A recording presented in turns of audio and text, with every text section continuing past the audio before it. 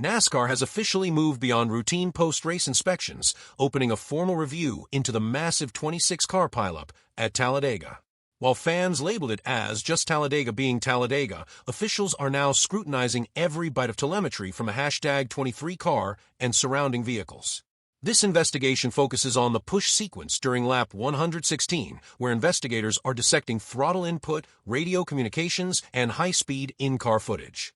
NASCAR is specifically looking for intent or reckless positioning that violates the established boundaries of drafting etiquette. While Bubba Wallace maintained in post-race interviews that it was a racing deal, the physics of a 200 miles per hour pack leave a paper trail. As NASCAR Senior Vice President of Competition Elton Sawyer noted, the series will always look at if there are things we can do better from a regulatory standpoint. The stakes here transcend a simple repair bill. Officials have the authority to issue fines, points deductions, or even a driver suspension if the data proves a maneuver was intentionally hazardous. In a season where a single point determines playoff eligibility, a penalty would be a catastrophic blow to 23-11 racing. This shift from on-track incident to formal investigation signals that NASCAR may be tightening the leash on superspeedway aggression.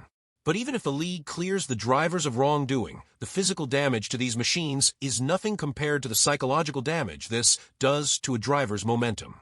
The heavy lifting of a NASCAR season isn't just done in the garage. It's done between the ears. Bubba Wallace's Raw interview with Jamie Little following the wreck revealed a level of disappointment that goes beyond a single race finish. He is currently grappling with a second DNF in a season that began with massive promise. As the pressure of Stage 1, frustration begins to mount.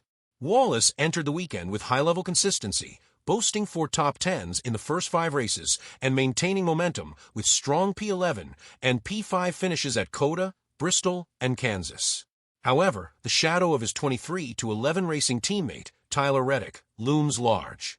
Reddick has already secured 5 wins this year, creating a performance gap that weighs on the number 23 team. Wallace told Steve Lart that the feeling isn't jealousy, but rather a crushing sense of, when is it our turn? Asterisk.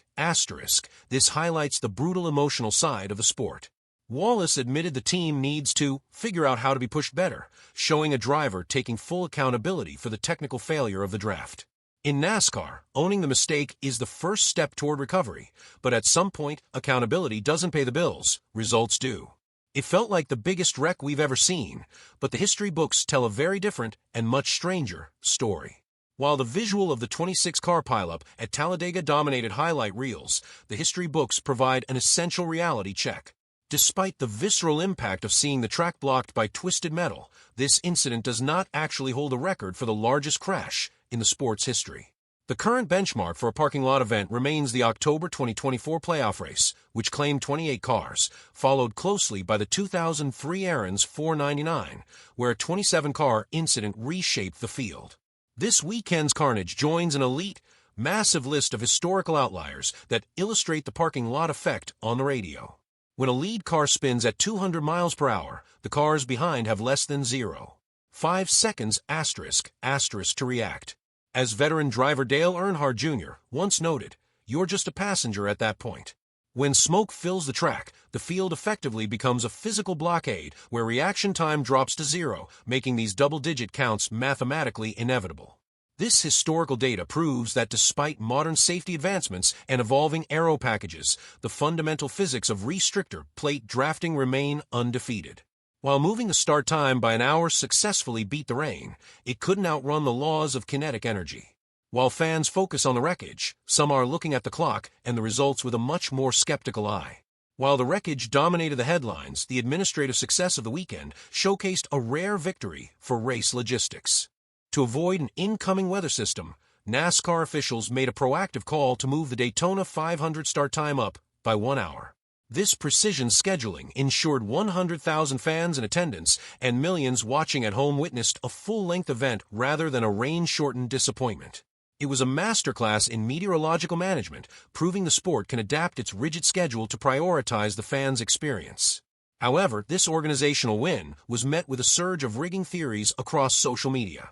Skeptical fans pointed to late-race speed surges as evidence of manipulation, yet these bursts are grounded in pure physics. As fuel loads lighten and tires wear down, the cars become more volatile but capable of higher peak speeds. Combined with the clean air advantage of a leader, these surges are a scientific byproduct of the next-gen car's aerodynamic profile, not a scripted outcome. Despite the logistical triumph of beating the rain, NASCAR continues to battle a perception gap where complex mechanical science is often mistaken for foul play. So, after looking at the data, the history, and the emotional fallout, where does that leave us for next week? The visual of a 26-car pileup stretching across the backstretch creates an immediate sensation that we are witnessing an unprecedented disaster. However, the data reveals that superspeedway racing has a long, documented history of even larger parking lot incidents. To understand why these massive numbers occur, one must look at the 1990 Pepsi 400 at Daytona, which involved a staggering 24 cars before modern safety tethers existed, or the 2002 Aaron's 499, where a 24-car stack-up occurred just 14 laps into the race. The parking lot effect is a literal mechanical reality triggered by the narrow width of the asphalt. When a car turns sideways at the front of a pack, it creates a choke point. Because the next-gen car is 81 inches wide and the track is roughly 40 to 60 feet wide, it takes only 7 cars abreast to completely seal off the racing surface. This weekend's wreck reached 26 cars not because of unique driver error, but because the pack was running 3 wide and 10 rows deep. As Bobby Labonte famously observed during his career, there's just nowhere to go when the track is covered in smoke and cars. This statistical recurrence proves that while safety has evolved, the geometry of the track ensures these big ones remain a frequent, though non-record-breaking, reality. So, after looking at the data, the history, and the emotional fallout, where does that leave us for next week? Managing a race weekend involves a constant battle between meteorological data and public perception. While the primary headlines focused on the twisted metal of the 26-car pileup, NASCAR's administrative team executed a pivotal operational maneuver. By leveraging advanced satellite tracking, officials shifted the schedule to beat a high-pressure front, ensuring the event reached its mandated distance.